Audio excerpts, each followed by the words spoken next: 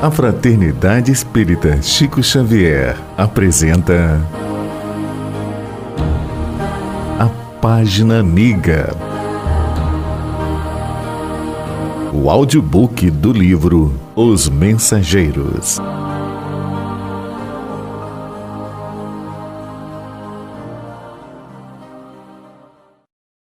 Capítulo 20. Defesas contra o mal. Descemos as escadarias e, em frente dos muros altos, pude observar a extensão das defesas do soberbo edifício. Aquela construção grandiosa era muito mais importante a de que qualquer castelo antigo transformado em fortaleza. Novamente, no exterior podia detalhar a visão panorâmica com mais exatidão. Reconheci agora que entráramos por baluarte avançado, identificando a imponência da construção majestosa. Apresentavam-se-me as linhas gerais com nitidez.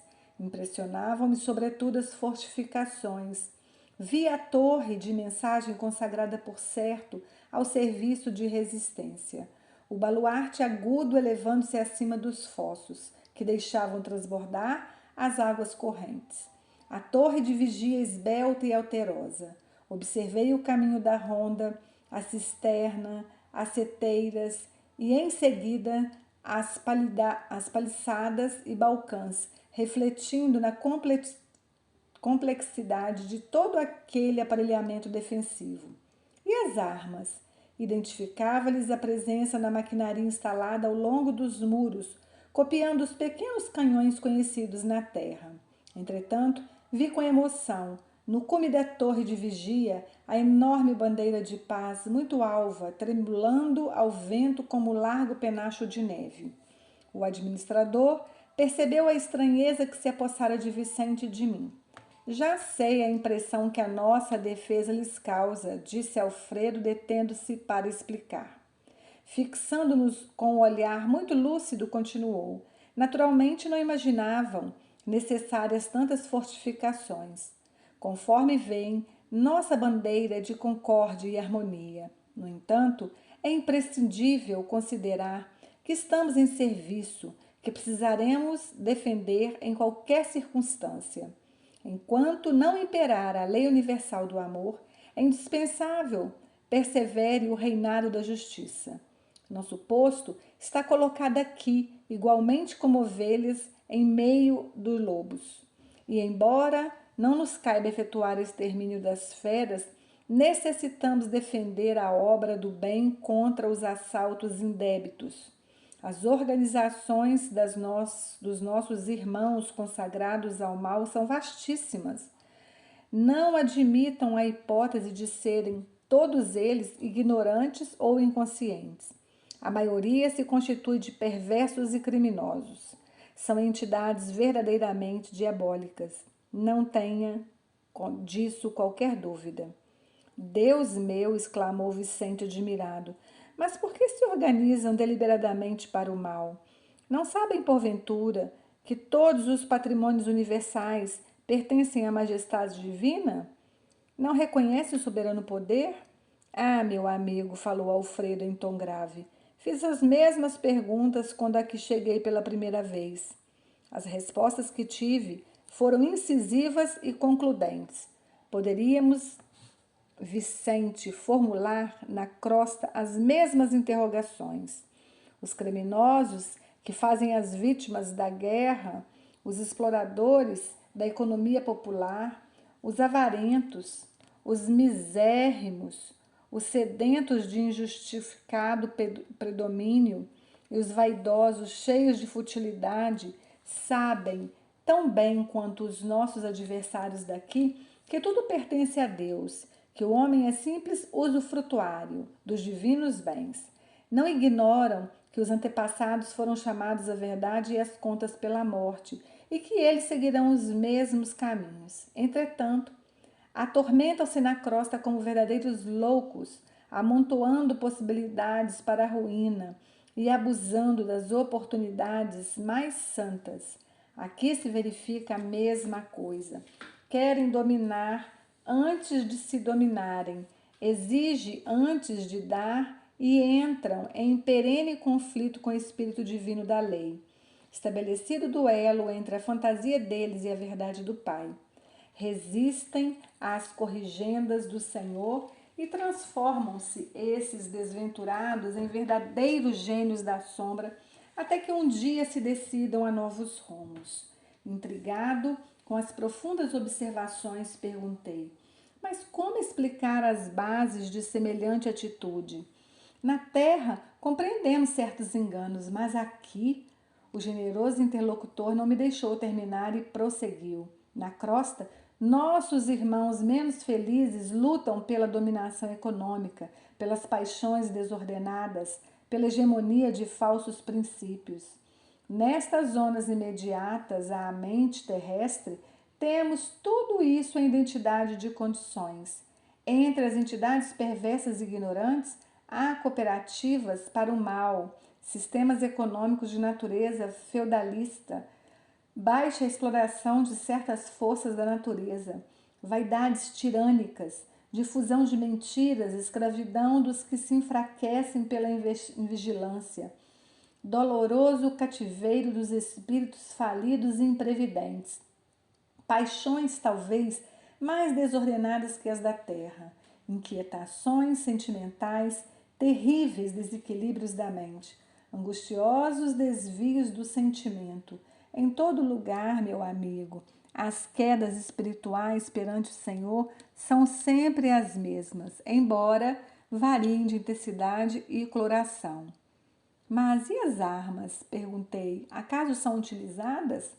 Como não? Disse Alfredo, pressuroso.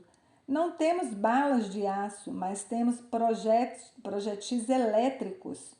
Naturalmente, a ninguém atacaremos.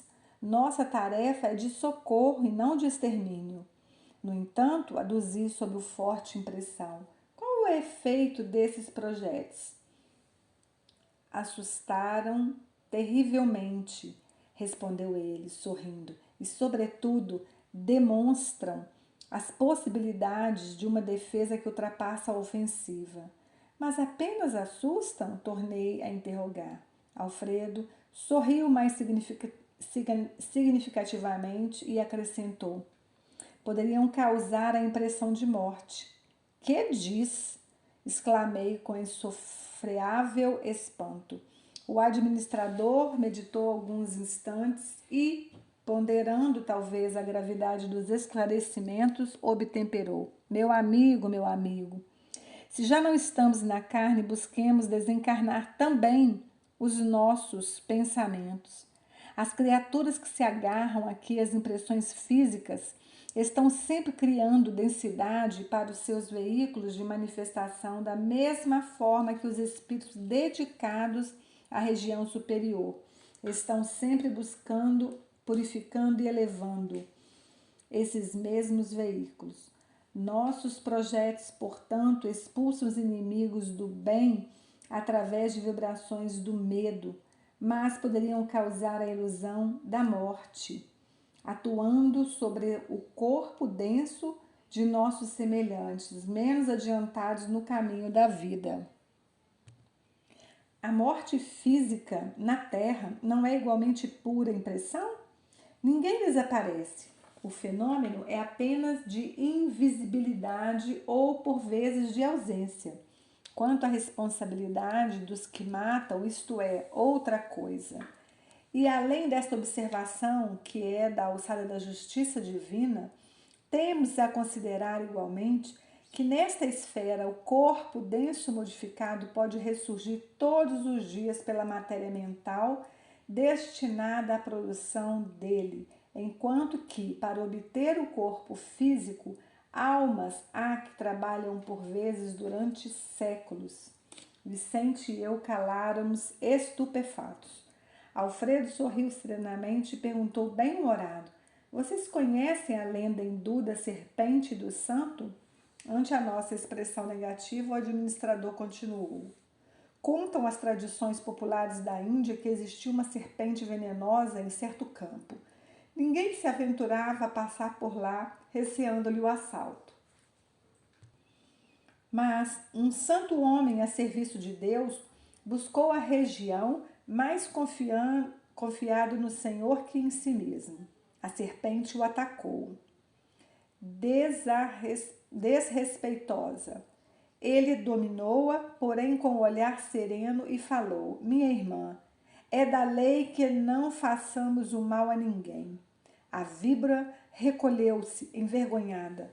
Continuou o sábio o seu caminho, e a serpente modificou-se completamente. Procurou os lugares habitados pelo homem como desejosa de reparar os antigos crimes. Mostrou-se integralmente pacífica, mas, desde então, começaram a abusar dela. Enquanto lhe identificaram a submissão absoluta, homens e mulheres, crianças, davam-lhe pedradas. A infeliz recolheu-se à toca, desalentada, viva, aflita, medrosa e desanimada. Eis, porém, que o santo voltou pelo mesmo caminho e deliberou visitá-la. Espantou-se observando tamanha ruína. A serpente contou-lhe então a história amargurada. Desejava ser boa, afável e carinhosa, mas as criaturas perseguiam-na e apedrejavam-na. O sábio pensou e respondeu após ouvi-la: mas, minha irmã, houve um engano de tua parte. Aconselhei-te a não morderes ninguém, a não praticares o assassínio e as perseguições, mas não te disse que evitasse de assustar os maus. Não ataque as crianças de Deus, nossas irmãs, no mesmo caminho da vida, mas defende a tua cooperação na obra do Senhor. Não mordas nem firas, mas é preciso manter o perverso à distância, mostrando-lhe os teus dentes e emitindo os teus silvos. Nesse momento, Aniceto sorriu de maneira expressiva. O administrador fez longa pausa e concluiu: creio que a fábula dispensa comentário.